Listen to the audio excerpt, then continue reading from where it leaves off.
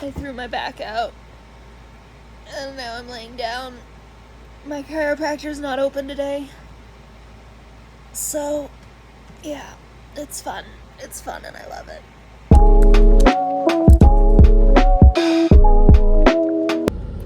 Hi y'all, it is Alexis, and today we are doing an intro video to a new series that I'm going to be doing that I'm really excited about because it means money.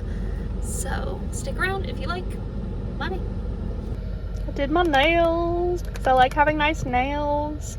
And these are not the most expensive ones, but they make me feel fancy anyway. And part of being rich is feeling rich. So, let's do this. A lot of you might know me from my TikTok account or maybe from my books or something else. But one thing that I'm fairly open about is finances. My husband recently got another job in trucking. We have been kind of fluctuating between being so poor that we can't afford to eat to technically financially stable, and I've decided I'm over that. I'm completely over it. So this series is going to be focusing on how to become wealthy, truly wealthy, ridiculously wealthy, starting with just a blue collar budget. You can see I've already got those rich vibes going on. I got my fancy sunglasses, $12. I've got my fancy nails, also $12. Actually, these were $10. And my fancy designer necklace, which is probably not a knockoff. It's not just here's how to become rich. It is more of accountability for me and kind of just sharing my journey as I go. Now, I know that it seems why are you making this? You're not rich right now.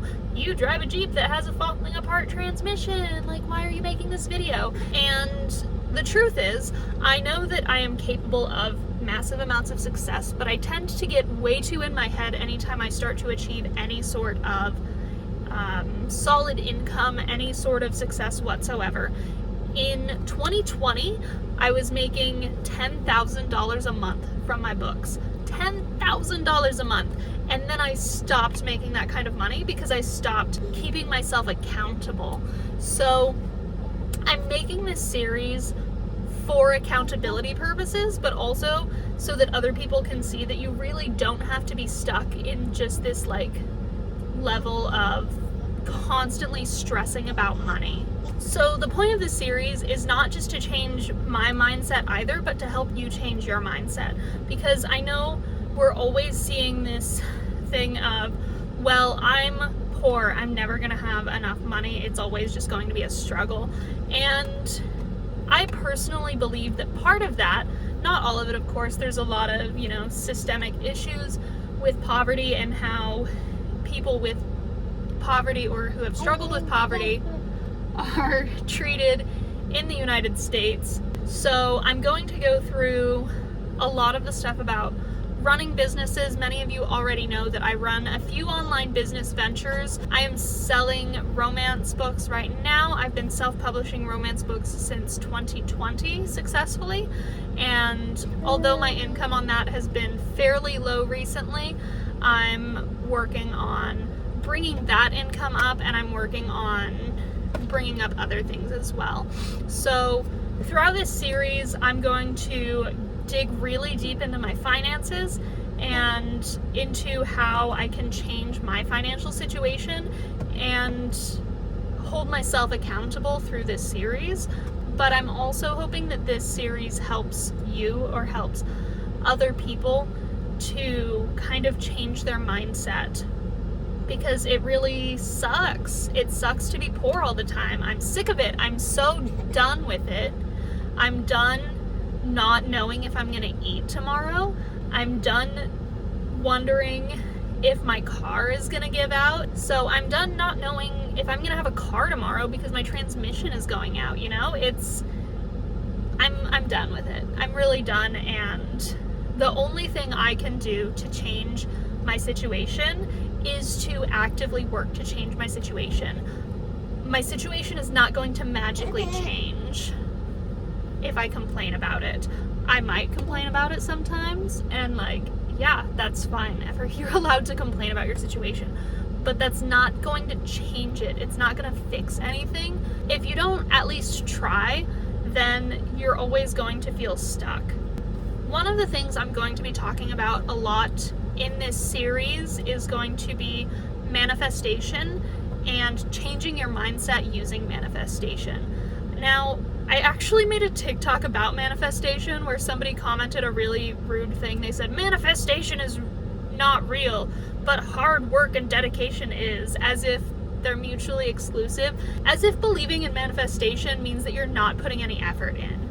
It's not, trying to win the lottery. That's not what it is. It's changing your mindset so that you believe that you are worthy of the things that you want, of the money that you want, of the people in your life that you want, of the lifestyle that you want. Because I learned fairly recently that I have these blocks in my head where I have been sabotaging myself without even realizing it.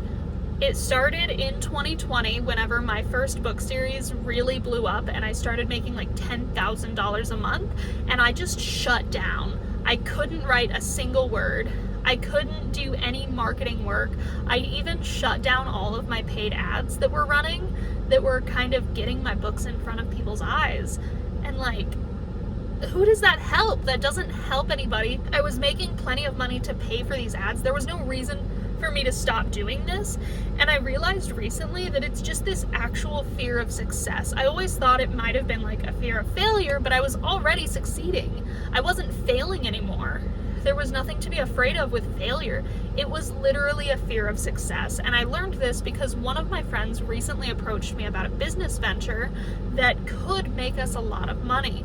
One of her siblings is currently running this type of business and wanted to open a new branch in our area. She offered me an in on the ground floor, so we would be the ones running the business and we would be the ones making a lot of the profit off of it. And I panicked. I had a sobbing panic attack about this business venture that was basically a guarantee, and we never started it. And I've been thinking back on that a lot and realizing that I have this weird successive failure that I'm trying to work through, and part of it is just convincing myself that I am allowed to succeed, that I'm allowed to want nice things, and I'm allowed to enjoy money. Money itself is morally neutral. I'm trying to remind myself that I always strive to do good things in life. I always strive to help others when I can, and money isn't going to change that about me, and succeeding isn't going to change who I am as a person, as long as I actually stay on this path that I'm on in life. This series is going to be about becoming a millionaire on a blue-collar budget, and my son is mocking me in the backseat as I talk. So I'm going to talk a lot about manifestation. I'm going to go deep into finances, deep into investing, and different opportunities that I'm going to be taking to grow my income, because I 100%, I'm done living in fear. I'm done living in a way that feels miserable to me, and I'm done with hating my life. I have decided that I'm going to love my life.